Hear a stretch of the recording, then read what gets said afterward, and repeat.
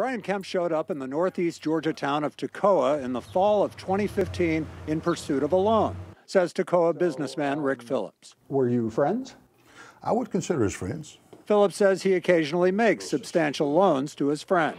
He says Kemp walked away with $600,000. And we did it, and it was due December 31st, and he paid it December 30th.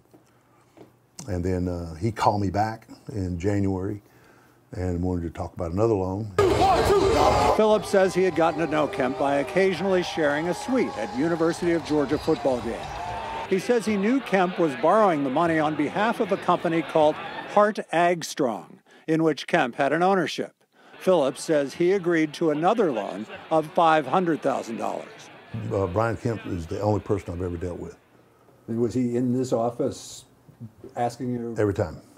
I never met him anywhere else, every time, in the chair you're sitting in. Phillips showed us a document with Kemp's signature on it, guaranteeing repayment.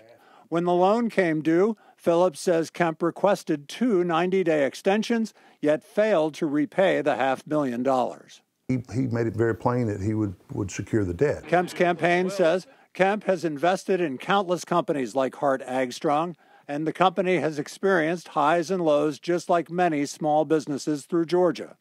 Kemp is not, nor has ever been, responsible for the day-to-day operations of the company.